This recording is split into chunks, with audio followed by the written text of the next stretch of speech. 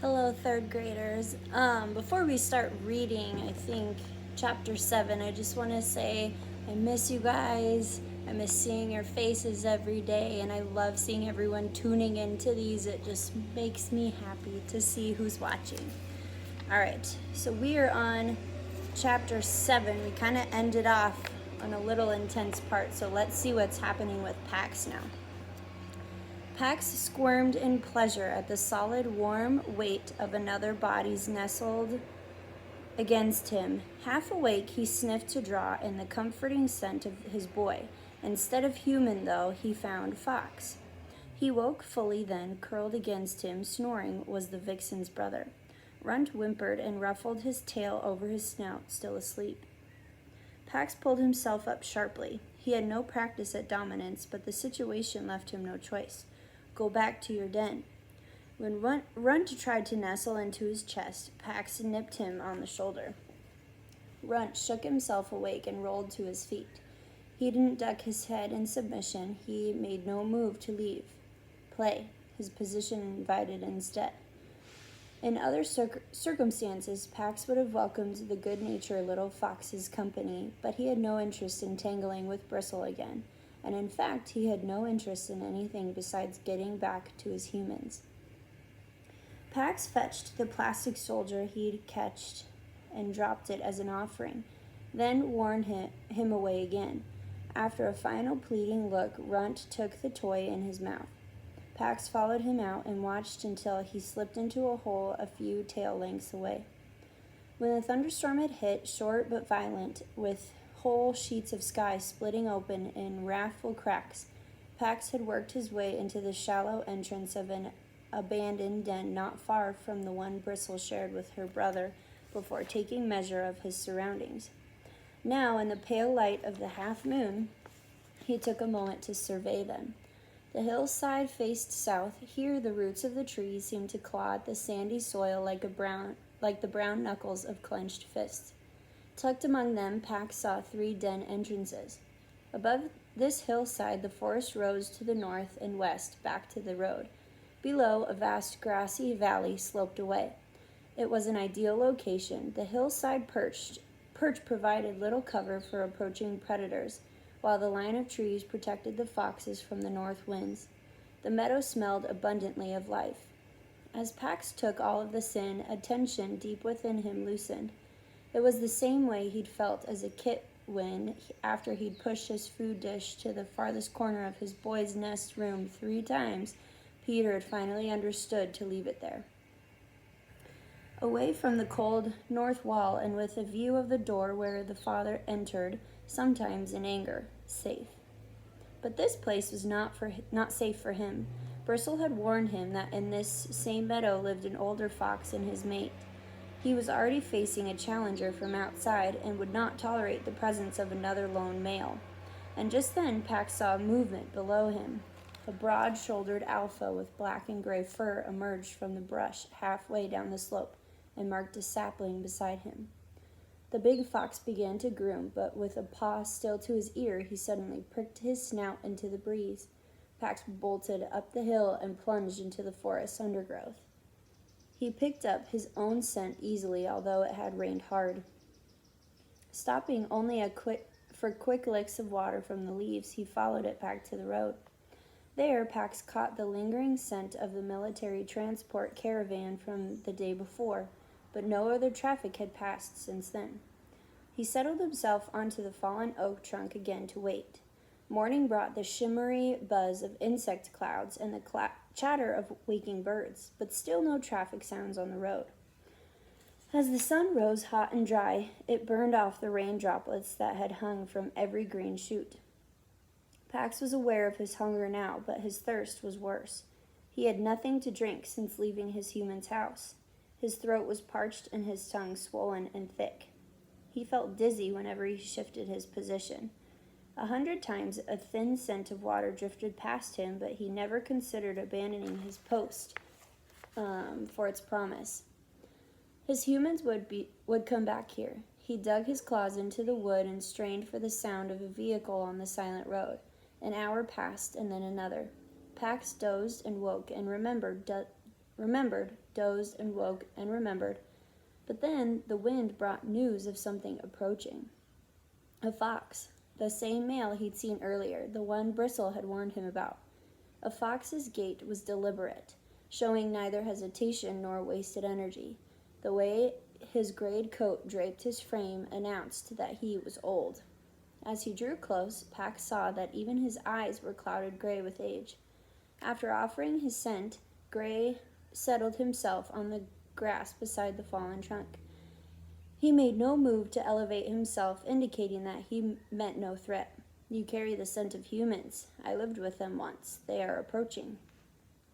A sudden hope rejuvenated Pax. Have you seen my boy? He described to Peter. But Gray had seen no humans at all since the time he had lived with them in his youth.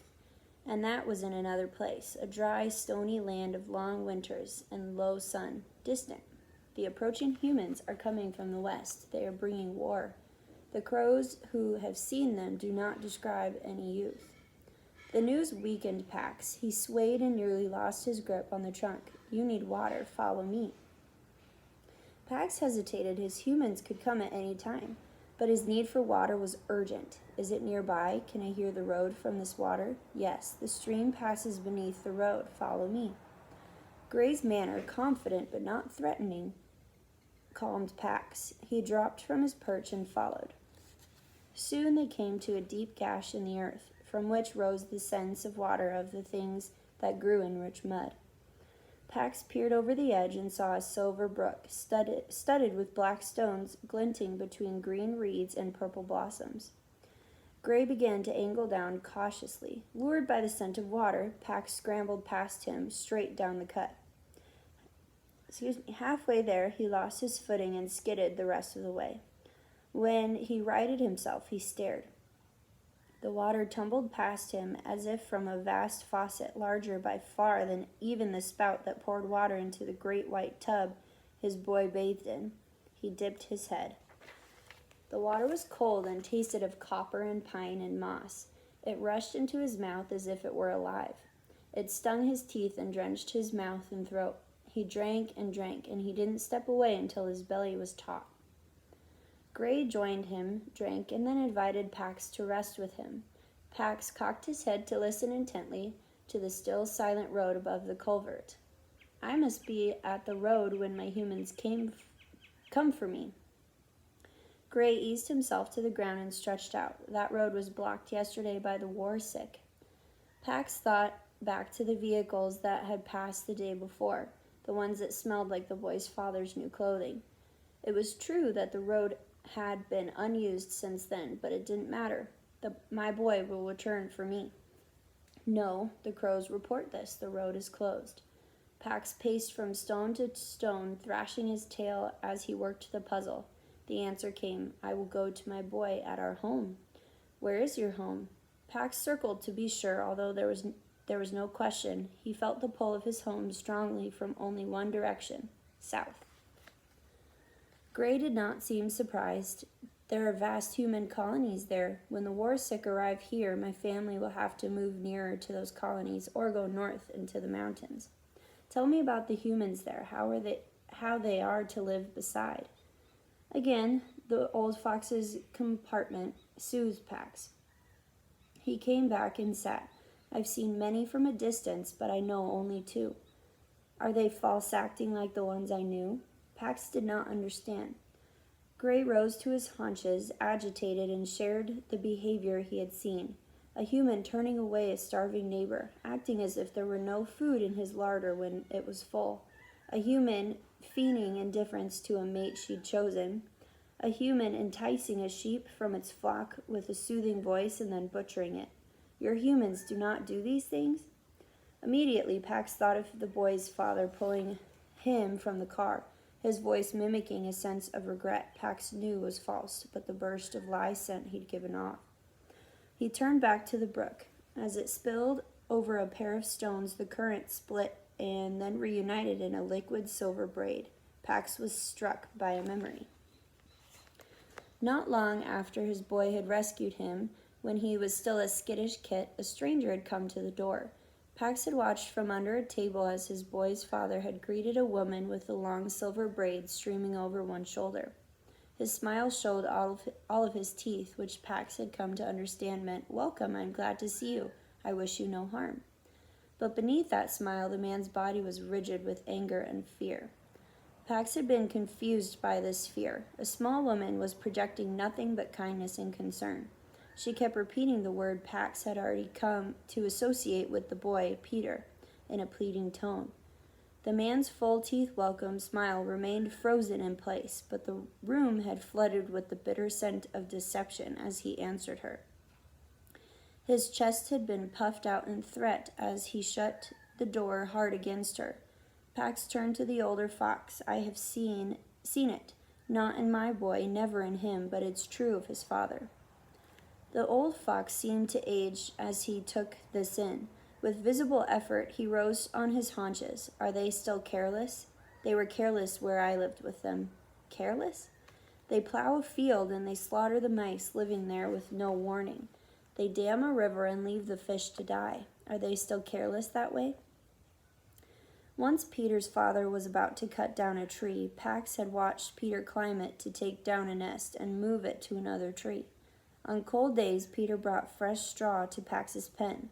Before he himself ate, he always made sure Pax had water and food. My boy is not careless. The old fox seemed relieved by this news, but only for a moment. When war comes, they will be careless. What is war? Gray paused. There is a disease that strikes foxes sometimes. It causes them to abandon their ways, to attack strangers. War is a human sickness like this. Pax jumped to his feet. The war is sick. They will attack my boy. War came to the land where I lived with humans. Everything was ruined. There was fire everywhere, many deaths, and not only for the war sick, the adult males. Children, mothers, elders of their own kind, all the animals, the men who were sick with disease spilled their chaos over everything in their path. The same thing is coming? Gray raised his head in a howl that turned the air itself to sadness. West of here, where the war is already, where the humans are killing each other, the land is completely ruined. The crows carry the news. The rivers are dammed. The earth is scorched bare. Not even briars will grow. Rabbits and snakes, pheasants and mice, all creatures killed.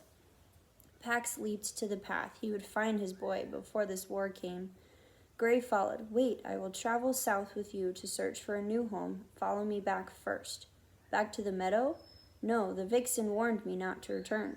"The vixen will never welcome you, because you have lived with humans."